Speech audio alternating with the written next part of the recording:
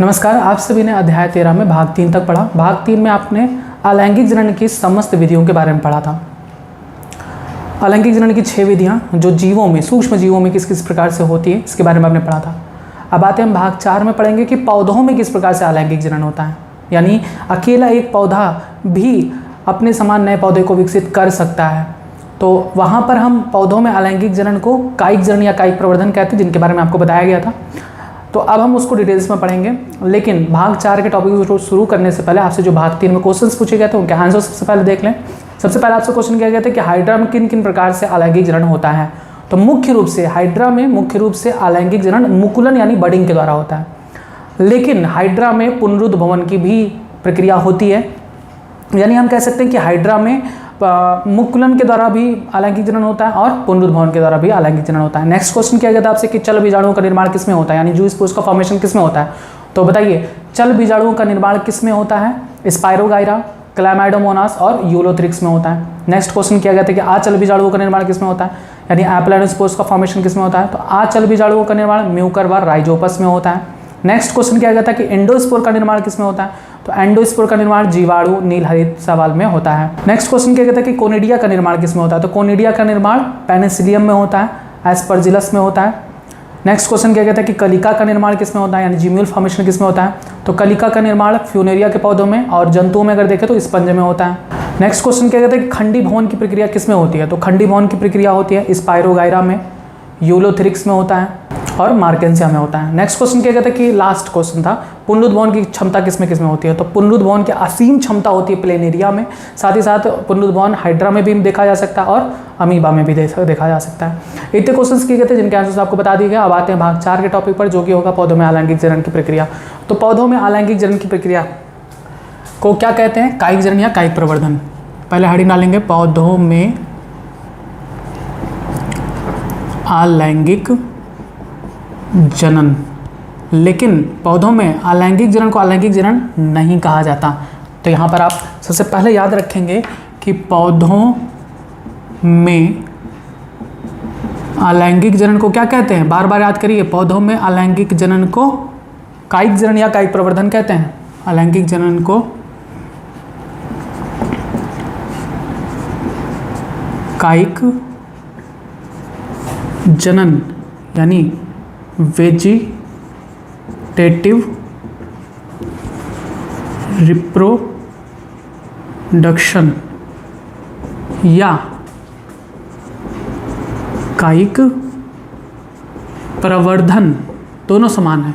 कायिक प्रवर्धन कहिए चाहे कायिक जनन कहिए, बात एक ही है। इसे इंग्लिश में वेजिटेटिव प्रोपेगेशन कहते हैं। ठीक, याद हो गया होगा कि पौधों में अलैंगिक जनन की प्रक्रिया क्या कहलाती है, कायिक जनन या कायिक प्रवर्धन। तो अब हम पढ़ेंगे कि आखिर ये कायिक जनन क्या होता है। तो आपने ये तो पढ़ लिया कि कायिक जनन का मतलब पौधों में अलैंगिक जनन। तो अलैंगिक जनन पौधों में कैसे होता है। तो अलैंगिक जनन में कितने जीवों की आवश्यकता होती है, एक ही जीव की आवश्यकता होती है। यानी अकेला एक पौधा अगर अपने समान नए पौधे को विकसित करता है तो वो क्या कहलाता है, पौधे में अलैंगिक जनन कहलाएगा। और इसी को पौधे में क्या कहेंगे, कायिक जनन या कायिक प्रवर्धन। होता क्या, सिंपल से हम समझेंगे कि अगर किसी पौधे के किसी भी भाग द्वारा, चाहे उसका जड़ हो, चाहे उसका तना हो, चाहे उसका पत्ती हो, अगर इनमें से किसी के भी द्वारा अगर नए पौधे का निर्माण होता है तो वो कायिक जनन कहलाता है। जैसे आलू का पौधा है, तो आलू का पौधा जो हम आलू खाते हैं उसे कंद कहते हैं। तो आलू के पौधे में जो कंद होता है वो भूमि के नीचे पैदा होता है। उसी कंद को हम मार्केट से लाते हैं और सब्जी बना के खा लेते हैं, वो कंद कहलाता है आलू के पौधे का। तो आलू के पौधे का जो कंद है उसमें ये क्षमता होती है कि वो नए पौधे को बना सके। अगर आप कुछ दिन के लिए आलू कुछ दिन के लिए छोड़ दीजिए घर में, तो आप देखेंगे तो 1 आध महीने के बाद उसमें से अंकुरित होकर एक नए पौधे का निर्माण होना शुरू हो जाता है। पहले सफ़ेद शरीर संरचना निकलती है, सफ़ेद संरचना से फिर धीरे धीरे विकसित होता है उसका तना और फिर उसका जड़। यही तरीका आप प्याज में भी देख सकते हैं कि प्याज को भी अगर आप कुछ दिन के लिए छोड़ दें तो उसमें से भी नया पौधा निकलता है। तो आखिर अकेले एक आलू से नया पौधा विकसित हो रहा, अकेले एक प्याज से एक पौधा विकसित हो रहा, यानी इसमें किसी नर और मादा पौधे की जरूरत नहीं हो रही है। पौधों में भी भाग होता है, नर पौधा अलग, मादा पौधा अलग होता है, या हो सकता है एक ही पौधे में नर और मादा भाग दोनों पाए जाते हैं। तो जब नर और मादा दोनों भाग की अगर ज़रूरत पड़ती है तब वहाँ पर लैंगिक जनन कहलाता है। लेकिन अगर अकेले पौधे के किसी भी भाग द्वारा, चाहे उसका तना हो, चाहे उसका जड़ हो, चाहे उसकी पत्ती हो, अगर इनके द्वारा पौधे का निर्माण होता है तो उसमें हम कायिक जनन कहते हैं। अब अगर वो स्वतः होता है, जैसे आलू में स्वतः नए पौधे का निर्माण होता है, तब वो अकायिक जनन कहलाता है, प्राकृतिक कायिक जनन कहलाता है। यानी स्वतः जब पौधे में कायिक जनन की प्रक्रिया हो तो उसे हम प्राकृतिक कायिक जनन कहते हैं। प्याज में प्राकृतिक रूप से नया पौधा निकल सकता है तो उसे हम प्राकृतिक कायिक जनन कहते हैं। लेकिन अगर हम जानबूझ कर अगर एक पौधे से नया पौधा बनाते हैं तब उसे हम कृत्रिम कायिक जनन कहते हैं। जैसे गुलाब का पौधा होता है, आप लोग आस पड़ोस से तोड़ के ले आते हो, अपने घर पर उगा लेते हो, तो आपने क्या किया, एक ही पौधे के किसी भाग को काट के लाए और अपने घर में लगा दिए और उससे नया पौधा विकसित हो गया। तो ये भी तो अलैंगिक जनन ही हुआ ना, किसी एक ही पौधे से तो आपने एक नया पौधा विकसित किया। तो यही प्रक्रिया कहलाती है कायिक जनन, जब एक पौधे से नया पौधा विकसित होता है। समझ में आया?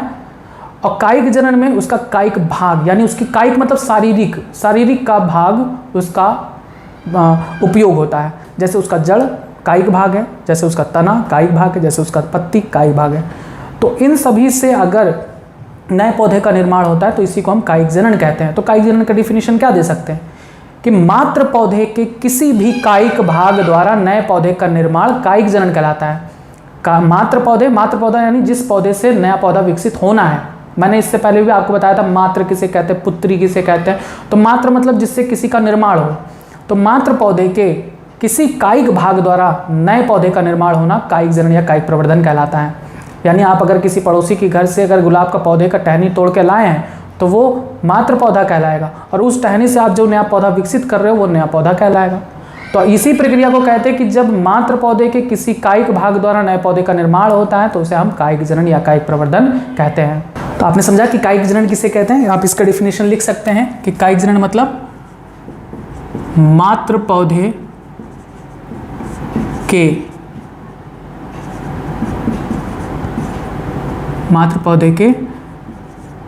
कायिक भाग द्वारा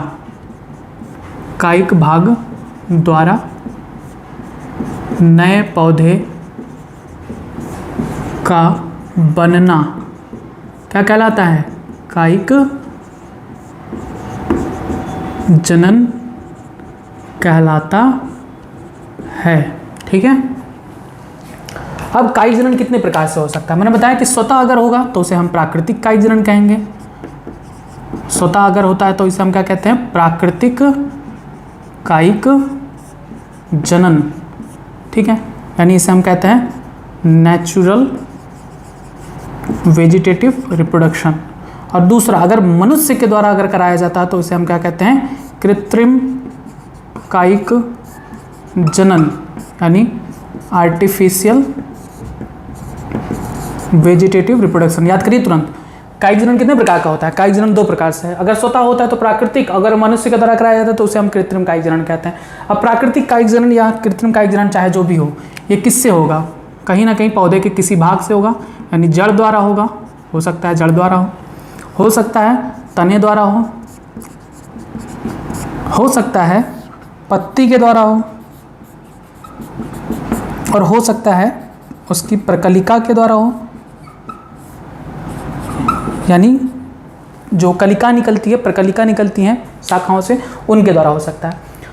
तो सबसे पहला जो आपका कार्य है वो यहाँ पर ये कि एग्जाम्पल्स याद करना कि जड़ द्वारा किन पौधों में जड़ द्वारा नए पौधे का विकास होता है। आपको याद करना है कि किन पौधों में तने द्वारा नए पौधे का विकास होता है, किन पौधों में पत्ती द्वारा नए पौधे का विकास होता है, किन पौधों में प्रकलिका द्वारा नए पौधे का विकास होता है। तो सबसे पहले आपके एग्जाम्पल्स पूछे जाएंगे। सबसे ज़्यादा इस टॉपिक से एग्जाम्पल्स ही पूछे जाते हैं, तो मेरा आपसे निवेदन है कि सबसे पहले आप सारे एग्जाम्पल्स को याद कर लेंगे, फिर आगे हम एक एक को फिगर बना के समझा देंगे। तो जड़ द्वारा किन पौधों में जड़ द्वारा नए पौधे का विकास होता है, तो इसके एग्जाम्पल हैं शकरकंद यानी स्वीट पोटैटो। ठीक है। दूसरा एग्जाम्पल सतावर, और तीसरा एग्जाम्पल डहेलिया। याद करिए कि जड़ द्वारा कायिक जनन किस में होता है, तो जड़ द्वारा कायिक जनन शकरकंद के पौधे में होता है, सतावर में होता है, डहेलिया में होता है। फिर नेक्स्ट क्वेश्चन कि तने में द्वारा किस किस पौधों में होता है। तो तने में भी कुछ उदाहरण दिया जाता है आपको। कुछ होते हैं जो भूमिगत तने होते हैं, भूमिगत तना होता है, जो भूमि के अंदर तने होते हैं उनसे अंडरग्राउंड स्टेम। अगर भूमिगत तना है, अगर उससे नए पौधे का विकास होता है तो उसे हम भूमिगत तना कहेंगे। और तने में कुछ ऐसे होते हैं जो अर्धवायवीय होते हैं। अर्धवायवीय मतलब कि उनका कुछ भाग हवा में होता है यानी वायु में होता है, कुछ सतह पे। इन्हें हम कहते हैं सब एरियल स्टेम। ठीक है, याद करिए, तने द्वारा भूमिगत तना अलग है और अर्धवायवीय तना अलग है। भूमिगत तना जो भूमि के अंदर पाए जाएंगे। तो इनके एग्जाम्पल कौन कौन से भूमिगत तने का एग्जाम्पल है? कंद यानी ट्यूबर, कंद को इंग्लिश में कहते हैं ट्यूबर आता है। फिर प्रकंद, प्रकंद को इंग्लिश में कहते हैं राइजोम। और घनकंद, इसे इंग्लिश में कहते हैं कॉर्म। और सल्क कंद, जिसे इंग्लिश में कहते हैं बल्ब। आइए उदाहरण देखते हैं कि ऐसे कौन से भूमिगत तने हैं जिनमें कंद द्वारा नए पौधे का विकास होता है। तो कंद का उदाहरण है आलू। ठीक है, आलू का जो पौधा होता है, आलू का जो पौधा है, आलू का ये पौधा है, मान लो ये सतह है, आलू का ये पौधा है। ठीक है, आलू का ये पौधा है। तो आलू के पौधे में अंडरग्राउंड एक ऐसी संरचना का निर्माण होता है जिसे हम खा लेते हैं मार्केट से लाकर या पौधे से निकालकर।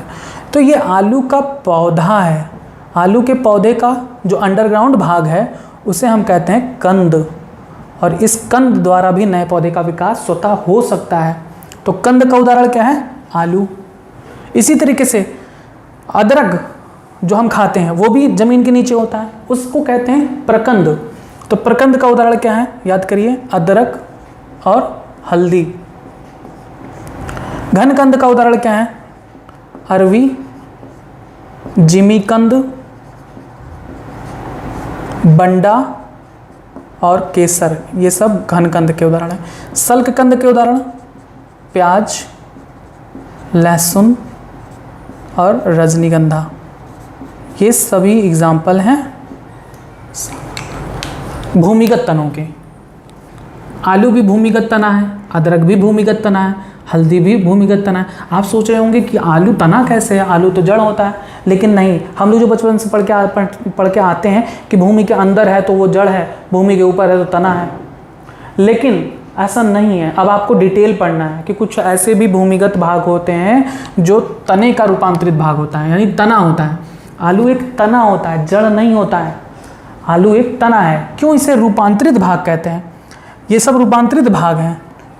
तने का कार्य होता है जल और खनिज लवणों का अवशोषण करना, लेकिन यहाँ पर ये जो आलू का कंद है ये जल और खनिज लवणों का अवशोषण नहीं करता, बल्कि यहाँ पर इसका कार्य परिवर्तित हो जाता है। ये कार्य करता है भोजन संचय का। जो भोजन बनाती हैं कोशिकाएं उनको संचित करके फूल जाता है, क्योंकि इसमें भोजन लगातार इकट्ठा हो रहा है, तो इकट्ठा होगा तो शरीर फूलेगा। तो भोजन का संचय करके फूल जाती हैं और इन्हें हम रूपांतरित तना कहते हैं। पता चला कि रूपांतरित तना क्यों कहते हैं? क्योंकि ये तने का कार्य नहीं करती। तना होती तो हैं, लेकिन जो तने का मुख्य कार्य है वो ना करके भोजन संचय का कार्य करने लगती हैं, इसीलिए हम इसे रूपांतरित तना कहते हैं। वहीं अगर आप शकरकंद को देखेंगे, गंजी, जिसे उत्तर प्रदेश में सामान्य रूप से गंजी कहते हैं, जिसे गणेश चतुर्थी के दिन पूजा जाता है, तो शकरकंद जड़ होता है। वो आलू की तरीके दिखता तो भले, लेकिन शकरकंद एक जड़ है। आपने देखा होगा शकरकंद को काट के उसमें रेशे पाए जाते हैं। तो शकरकंद एक जड़ है, आलू एक तना है। ये क्वेश्चन भी खूब पूछा जाता है कि आलू क्या है, शकरकंद क्या है। तो आलू एक तना है और शकरकंद एक जड़ है। अब उसी तरीके से प्रकंद होता है, जिसका उदाहरण अदरक है, हल्दी है। घनकंद होता है। इनकी संरचना अलग होती है, इसी नाते इनको अलग अलग कैटेगरी में डिवाइड कर दिया गया है। अदरक हल्दी की संरचना आप देखेंगे तो लगभग एक समान सी होती हैं, तो इनको अलग अलग नाम दिया गया है कि कंद का एग्जाम्पल आलू, प्रकंद का एग्जाम्पल अदरक हल्दी, घनकंद का एग्जाम्पल अरवी, जिमीकंद, बंडा, केसर। ये सब क्वेश्चंस खूब पूछे जाते हैं और ज़्यादातर ये एग्जाम्पल्स ही पूछे जाते हैं, तो आपको तुरंत याद करना है कंद आलू, प्रकंद अदरक हल्दी, घन कंद अरवी जिमीकंद बंडा केसर। उसके बाद सल्क कंद का उदाहरण प्याज लहसुन और रजनीगंधा। याद हुआ? याद करिए।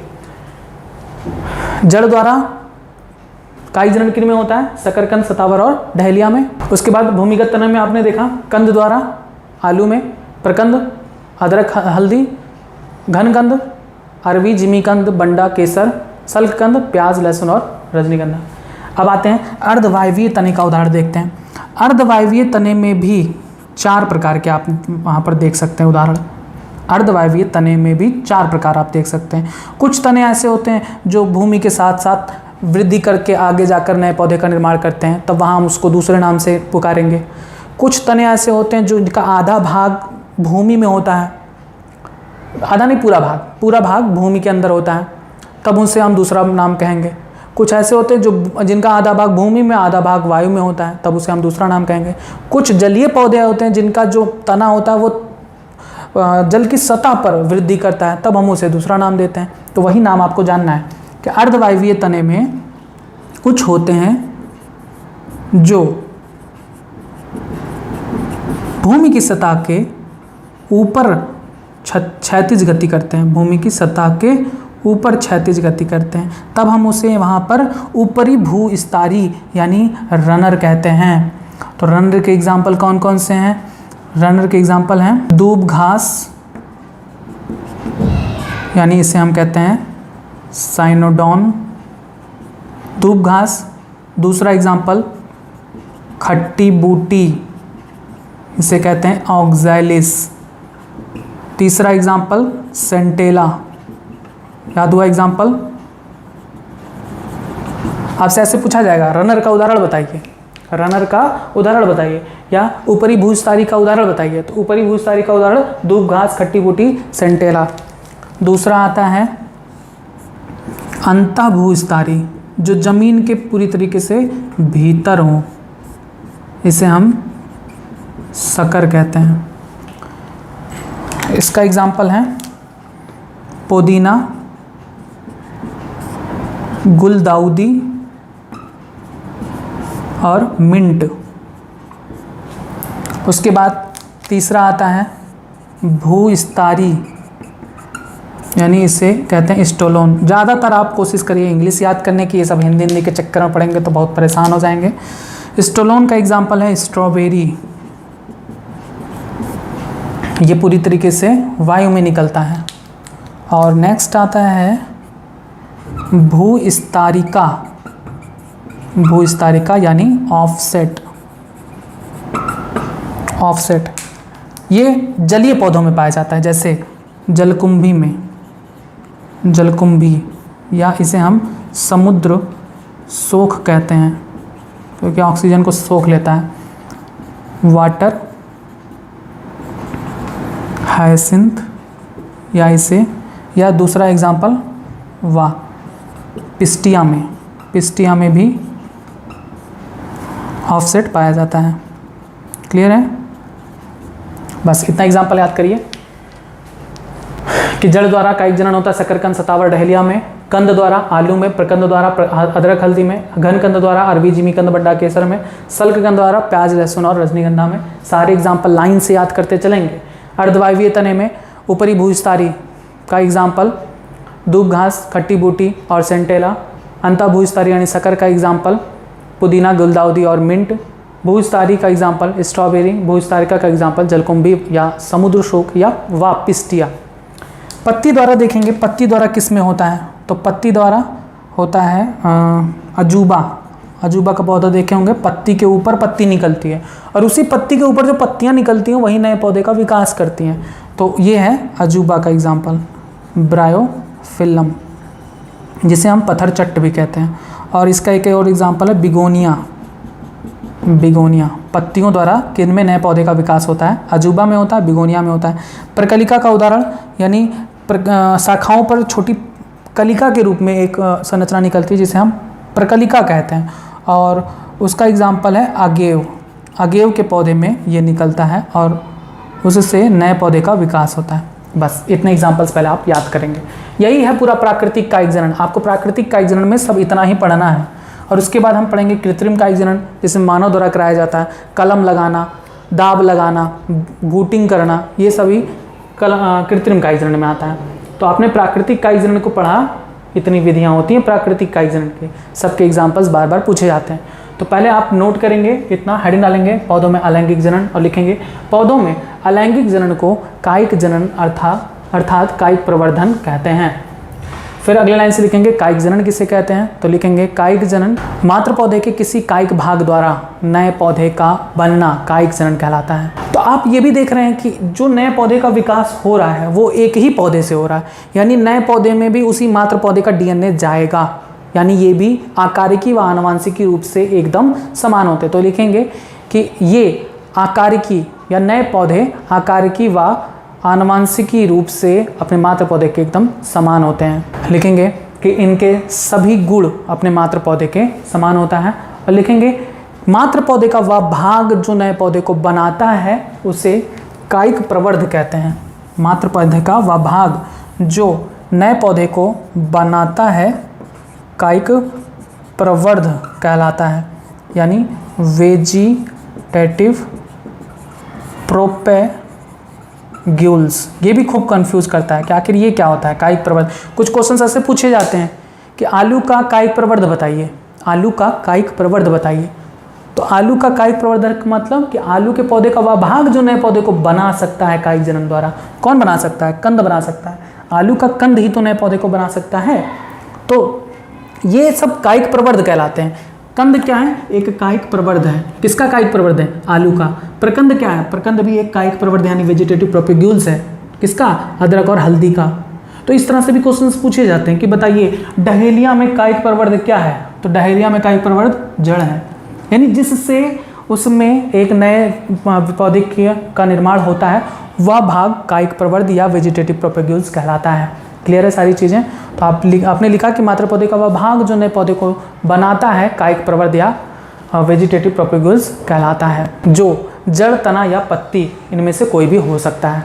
अब आप हेडिंग डालेंगे कायिक जनन के प्रकार। लिखेंगे निम्न श्रेणी के पौधों में कायिक जनन सामान्य रूप से देखा जा सकता है, किंतु उच्च श्रेणी के पौधों में या निम्न दो प्रकार से होता है। पहला प्राकृतिक कायिक जनन और दूसरा कृत्रिम कायिक जनन। अब आप पहला हेडिंग डालेंगे प्राकृतिक कायिक जनन, और इसमें आप लिखेंगे पहले प्राकृतिक कायिक जनन में स्वतः ही पौधे का रूपांतरित भाग या कायिक प्रवर्ध अंकुरित होकर नए पौधे को जन्म देता है। ठीक है, स्वतः ही, स्वतः को अंडरलाइन कर लेंगे, यानी ये प्राकृतिक में स्वतः होता है, कृत्रिम में मानव द्वारा कराया जाता है। तो लिखा आपने कि प्राकृतिक कायिक जनन में स्वतः ही पौधे का रूपांतरित भाग या कायिक प्रवर्ध अंकुरित होकर नए पौधे को जन्म देता है। पौधे का कायिक भाग जड़, तना या पत्ती इनमें से कोई भी हो सकता है। फिर आप लिखेंगे प्राकृतिक कायिक जनन की विधियाँ निम्न हैं। अब पहले आप ये चार्ट बना लीजिए, ये पूरा, और उसके बाद सारी चीज़ें याद करेंगे, सारे एग्जाम्पल्स पहले याद करेंगे।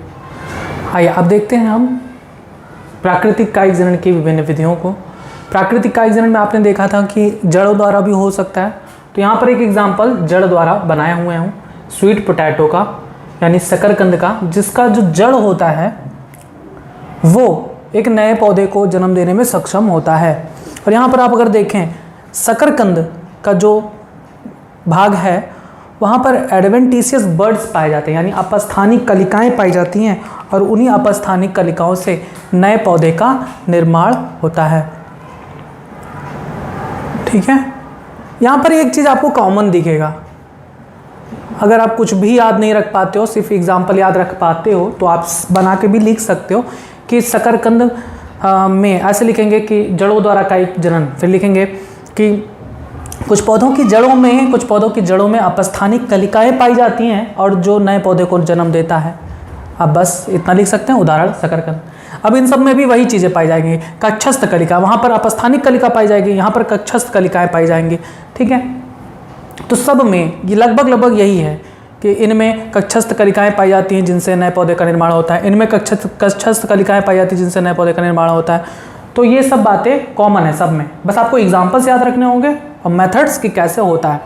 तो ये था पहला एग्जाम्पल, जड़ द्वारा शकरकंद, सतावर, डहेलिया में इनमें अपस्थानिक जड़ कलिकाएँ पाई जाती हैं और उनसे नए पौधे का विकास होता है। फिर आपको दूसरा बताया गया तनु द्वारा। तनों में भी आपको दो बताया गया, एक भूमिगत तना और एक अर्धवायवीय तना। तो भूमिगत तने में आपको ये सारे एग्जाम्पल्स बताए गए हैं। भूमिगत तने में आपने पढ़ा कंद के द्वारा, तो ये आलू का कंद है, कंद पर पाए जाते हैं, आंख पाई जाती है। ऐसी संरचना आपने जरूर देखा होगा, आलू छीलते समय जरूर छीले तो जरूर होंगे, हर कोई छिला होगा, उसमें कोई दो राय नहीं, चाहे लड़का हो चाहे लड़की हो, सबने छिला होगा। तो छिलते समय आपने देखा होगा ऐसी उभार होती है और इसे कहते हैं आइज। और ये आइज जो होती हैं वो सल्क पत्रों से ढकी होती हैं, ये सल्क पत्रों से ढकी होती हैं और इन्हीं के अंदर होता है कक्षस्थ कलिकाएं, जिनसे नया पौधा विकसित होता है। A new plant growing from bud, ठीक है। और फिर यहाँ पर दूसरा प्लांट भी निकल सकता है, मतलब एक ही आलू के पौधे पर कई प्लांट्स निकल सकते हैं। वैसे जड़ों पर भी एक जड़ पर कई सारे पौधे निकल सकते हैं। फिर तीसरा आपको बताया गया प्रकंद का उदाहरण। प्रकंद का उदाहरण क्या बताएगा? अदरक और हल्दी। तो ये है अदरक का एग्जाम्पल, अदरक जिसका ये राइजोम यानी प्रकंद है। प्रकंद पर भी वही चीज़ें, नोड्स पाई जाती हैं। दो नोड के बीच की दूरी को इंटरनोड कहते हैं और इंटरनोड में ही पाए जाते हैं कक्षस्थ कलिकाएं यानी एक्सिलरी बड। और ये एक्सिलरी बड सल्क पत्रों से घिरी होती हैं। ये सल्क पत्र होते हैं जिन्हें हम स्केल लीफ कहते हैं। इनसे नए पौधे का विकास होता है। सेम उसी तरीके से आपको तीसरा एग्जाम्पल बताया घनकंद। घनकंद का एग्जाम्पल कौन कौन सा था? अरवी, जिमीकंद, बंडा और केसर। तो ये जमीकंद का उदाहरण है, ये भी आपने खाया होगा जरूर, जमीन पर भूमिगत रूप से ऊर्ध्व की तरफ गति करते हुए वृद्धि करता है। और इनमें भी वही चीज़ नोड इंटरनोड पाए जाते हैं। इनके इंटरनोड्स भी स्केल लीव्स द्वारा ढके होते हैं और इनमें भी अपस्थानिक कलिका या कक्षस्थ कलिका पाई जाती है, जिनके द्वारा नए पौधे का विकास होता है। फिर चौथा आपको बताया गया था सल्ककंद यानी बल्ब के बारे में। सल्ककंद का उदाहरण प्याज, लहसुन और रजनीगंधा, जिसमें आपको प्याज का उदाहरण बताया गया है। अगर आप प्याज को देखें तो संपूर्ण स्ट्रक्चर को जो हम काटते हैं, छिलते हैं, उसे हम बल्ब कहते हैं। और इन्हीं को अगर हम काट के अंदर देखेंगे तो इसके अंदर पाया जाता है एक्सिलरी बड। एक्सिलरी बड यानी कक्षस्थ कलिका, और इन्हीं कक्षस्थ कलिकाओं से नया पौधा विकसित होता है। बस, तो आप पहले हेडिंग डाल के लिखेंगे। आपने यहाँ तक लिखा प्राकृतिक कायिक जनन क्या होता है, फिर आपने लिखा कि प्राकृतिक कायिक जनन की विधियाँ निम्न है। इसमें आप पहला हेडिंग डालेंगे जड़ों द्वारा यानी बाई रूट्स। लिखेंगे कुछ पौधों की जड़ों में अपस्थानिक कलिकाएं पाई जाती हैं, जिनसे नए पौधे का विकास होता है। उदाहरण शकरकंद, सतावर व डहेलिया। अब दूसरा हेडिंग डालेंगे तनों द्वारा। लिखेंगे कायिक जनन हेतु कुछ पौधों की तनें अनेक प्रकार से रूपांतरित होती हैं और उनसे नए पौधे का निर्माण होता है। लिखेंगे रूपांतरित तनें निम्न प्रकार के हैं। पहला भूमिगत तना, पहला आप हेडिंग डालेंगे भूमिगत तना यानी अंडरग्राउंड स्टेम। और इसमें आप लिखेंगे कुछ पौधों की तनें भूमिगत वृद्धि करते हैं और भोजन संग्रह करने वाले अंग में रूपांतरित हो जाते हैं। इन पर कक्षस्थ कलिकाएं पाई जाती हैं जो अंकुरित होकर नए पौधे को जन्म देती हैं। इनके उदाहरण निम्न हैं। अब पहला हेडिंग डालेंगे कंद यानी ट्यूबर। लिखेंगे आलू के कंद में आँख पाई जाती हैं और उनके मध्य में कक्षस्थ कलिका यानी एक्सिलरी बड पाया जाता है, जो अंकुरित होकर नए पौधे को जन्म देता है। ठीक है, जड़ वाले में आप ये फिगर बना लेंगे, कंद में ये फिगर बनाएंगे। अब दूसरा आप हेडिंग डालेंगे प्रकंद यानी राइजोम। इसमें आप लिखेंगे ये भूमिगत तना मृदा में क्षैतिज या समानांतर वृद्धि करता है। इन पर पर्व व पर्वसंधियाँ, पर्व मतलब नोड और पर्वसंधियाँ मतलब इंटरनोड, पर्व व पर्वसंधियाँ पाई जाती हैं जो सल्क पत्रों से ढकी होती हैं। पर्वसंधियाँ सल्क पत्रों से ढकी होती हैं यानी स्केल लीफ से ढकी होती हैं। इनमें कक्षस्थ कलिकाएं पाई जाती हैं। ये कक्षस्थ कलिकाएं अंकुरित होकर नए पौधे को जन्म देती हैं। उदाहरण अदरक व हल्दी। अब आप तीसरा हेडिंग डालेंगे घनकंद या कॉर्म, और इसमें आप लिखेंगे, आप ये फिगर बना लेंगे, प्रकंद में आप ये फिगर बना लेंगे। फिगर बनाने के बाद आप हेडिंग डालेंगे घनकंद यानी कॉर्म। इनमें लिखेंगे कि ये मृदा में ऊर्ध्व दिशा में वृद्धि करते हैं, ऊर्ध्व दिशा में वृद्धि करते हैं। इनमें पर्वसंधियों पर कक्षस्थ कलिकाएं पाई जाती हैं जो सल्क पत्रों द्वारा ढकी होती हैं। यही कक्षस्थ कलिकाएं अंकुरित होकर नए पौधे को जन्म देती हैं। उदाहरण जिमीकंद, अरवी, केसर, बंडा आदि।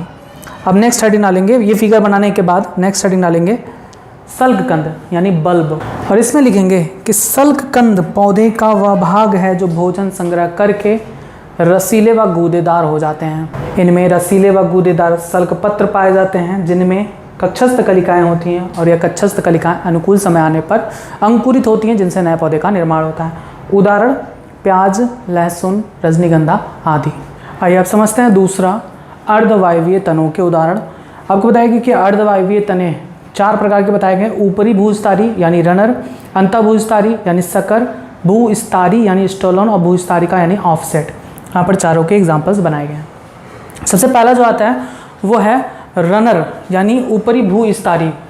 तो ऊपरी भूस्तारी, इन चारों में अंतर है लेकिन समानता क्या है, सब में पौधे के तने से नया पौधा विकसित होता है। यहाँ पर देखें रनर यानी ऊपरी भूस्तारी, और इसके एग्जाम्पल्स आपको पता ही है, दूब घास और साइनाडॉन जिसे कहते हैं दूब घास, खट्टी बूटी यानी ऑक्सैलिस और पिस्टिया आदि। तो आप अगर देखें ये एक मुख्य पौधा होता है, मान लेते हैं घास है, दूब घास, तो दूब घास का ये मुख्य पौधा है। इससे एक शाखा निकलती है जो भूमि से भूमि की सतह पर जाती है। ये मान लेते हैं ये भूमि है, ठीक है, ये भूमि है। तो भूमि की सतह से होते हुए समानांतर या क्षैतिज वृद्धि करती है और इस तने को कहा जाता है रनर यानी ऊपरी भूस्तारी। इस तने को कहा जाता है और ये तना आगे बढ़ते हुए नए पौधे को विकसित करती है, आगे बढ़ते हुए नए पौधे को विकसित करती है। तो ये सब क्या कहलाते हैं, रनर कहलाते हैं। मतलब ये सब रनर क्या है, तना ही है, पौधे का तना ही है, लेकिन ऐसा तना है जो भूमि की सतह पर होकर जाता है। दूसरा एग्जाम्पल आपको बताया गया था सकर यानी अंतःभूस्तारी।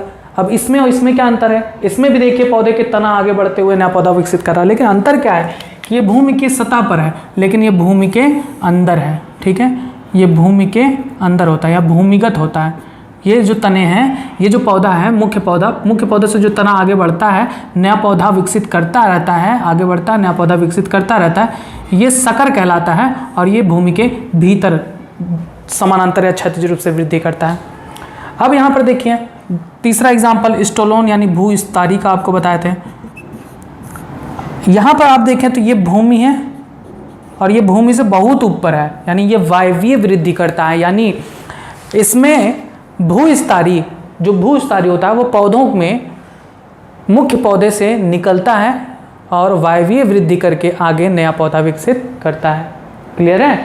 यानी एक मुख्य पौधा होता है, इससे एक तना ऐसा निकलता है जो वायवीय भाग में वृद्धि करता है और आगे चल के एक नया पौधा विकसित करता है। अब जो आखिरी आता है ऑफसेट यानी भूस्तारिका। तो अगर आप इसको देखें तो ये जल के भीतर है, यानी जलीय पौधों में पाया जाता है।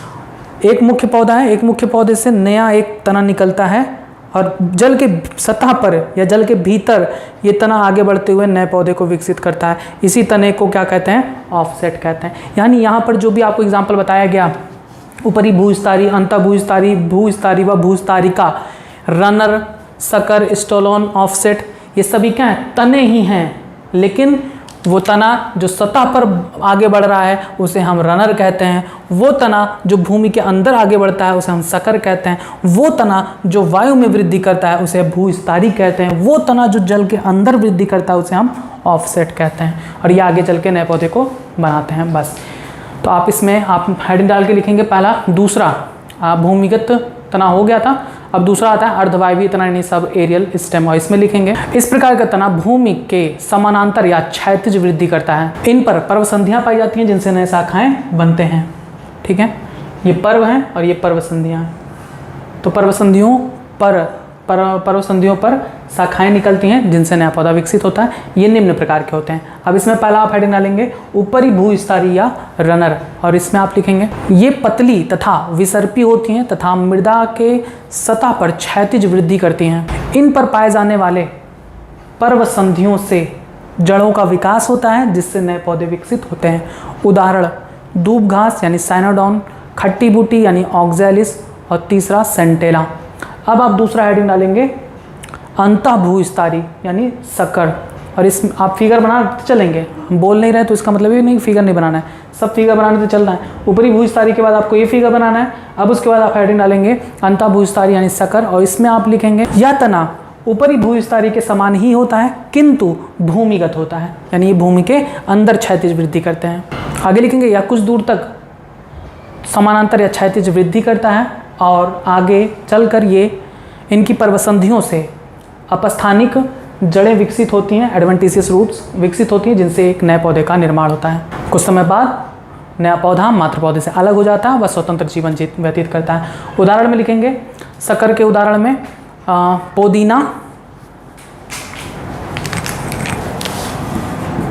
पोदीना जिसे कहते हैं मेंथा अर्वेंसिस, और दूसरा आप लिखेंगे गुलदाउदी यानी क्राइजेंथेमम, और तीसरा मिंट यानी मेंथा पिपरेटा। ये 3 एग्जाम्पल। नेक्स्ट आप हेडिंग डालेंगे भूस्तारी अथवा स्टोलोन। ये मातृ पौधे से वायवीय वृद्धि करते हैं तथा कई दिशा में निकलते हैं। इन पर पर्वसंधियां पाई जाती हैं जो मातृ पौधे से कुछ दूर पर एक नए पौधे को विकसित करती हैं, और नया पौधा मातृ पौधे से अलग हो जाता है और स्वतंत्र जीवन व्यतीत करता है। उदाहरण लिखेंगे स्टोलोन में स्ट्रॉबेरी, यानी स्ट्रॉबेरी को फ्रेगेरिया भी कहते हैं, फ्रेगेरिया, ठीक है, स्ट्रॉबेरी उदाहरण।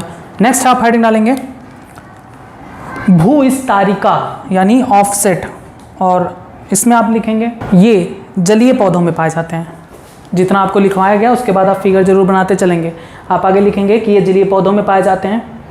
इनमें मातृ पौधे से भूस्तारिका यानी तना जल के भीतर या जल की सतह पर आगे वृद्धि करता है, और इनकी पर्वसंधियों से अपस्थानिक जड़ें निकलती हैं और पत्तियों का समूह विकसित होता है जिससे एक नया पौधा बनता है। इसमें उदाहरण लिखेंगे जलकुंभी या समुद्र शोक, वाटर हायसिंथ, तथा एक और एग्जाम्पल था पिस्टिया। बस ये हो गया तनों का उदाहरण। तनों में आपने भूमिगत तना भी पढ़ लिया और अर्धवायवीय तना। अब इसके बाद आता है पत्ती द्वारा और प्रकलिकाओं के द्वारा। अब नेक्स्ट आता है आपका पत्ती द्वारा। पत्ती द्वारा कायिक जनन किस में होता है, इसके एग्जाम्पल आपको बताए गए थे ब्रायोफिलम और बिगोनिया में। तो यहाँ पर ये फिगर बनाया गया है ब्रायोफिलम का। आप अगर अजूबे के पत्ती देखें, आपके घरों में होगा, आस पड़ोस में भी आप देख सकते हैं, तो अजूबे की जो पत्ती होती है उसे अजूबा इसलिए कहते हैं क्योंकि एक पत्ती के ऊपर कई सारे पत्ती निकलने लगती हैं, तो इसीलिए ये बड़ा अजूबा है, तो इसी नाते इसका नाम अजूबा रखा गया। पत्थर चट्टा कहते हैं क्योंकि इसको किडनी स्टोन को गलाने में प्रयोग किया जाता है, यानी खाते हैं लोग जब किडनी में स्टोन हो जाता है तब, इसीलिए इसे पत्थर चट्टा कहते हैं। लेकिन मैं इसका कोई साइंटिफिक रीज़न आपको नहीं प्रोवाइड करा पाऊँगा। तो पत्ती द्वारा कायिक जनन ब्रायोफिलम में होता है, बिगोनिया में होता है। इनकी अगर आप पत्तियों को देखेंगे तो पत्तियों पर कक्षस्थ कलिकाएं पाई जाती हैं और उन्हीं कक्षस्थ कलिकाओं से नए पौधों का निर्माण होता है, और ये पौधे मातृ पौधे से अलग होकर नया पौधा विकसित करते हैं। और उसके बाद आखिरी जो आपका था वो था प्रकलिका द्वारा यानी बल्बिल के द्वारा। तो बल्बिल के द्वारा होता है अगेव प्लांट में। इसमें होता है क्या है, पत्ती के पास एक प्रकलिका विकसित होती है, ठीक, और इसी प्रकलिका से नए पौधे का विकास होता है। बस आप हेडिंग डालेंगे पत्ती द्वारा, लिखेंगे कुछ पौधों की पत्तियों की किनारी सतह पर कक्षस्थ कलिकाएं पाई जाती हैं जिनसे नए पौधे का विकास होता है, जैसे ब्रायोफिलम व बिगोनिया में। आप ऐसे फिगर बना लेंगे। नेक्स्ट लास्ट आप लिखेंगे प्रकलिका द्वारा, लिखेंगे कुछ पौधों की पुष्प कलिकाएं रूपांतरित होकर कायिक जनन में सहायता करती हैं। ये मात्र पौधे पर पुष्पीय अक्ष पर लगे रहते हुए अंकुरित होती हैं और एक नए पौधे को जन्म देती हैं। उदाहरण अगेव। बस आज के लिए बस इतना ही, बहुत ज़्यादा हो गया, हम थक भी गए। अब नेक्स्ट जो भी आपको बचा हुआ है, मैं चाहता तो इसी में करा सकता था लेकिन बहुत ज़्यादा थक गया हूँ, तो अब आपको नेक्स्ट पार्ट में ही आपका कृत्रिम कायिक जनन के बारे में आपको बताया जाएगा। तब तक आप जुड़े रहें बायोलॉजी इंजीनियरिंग चैनल के साथ। धन्यवाद।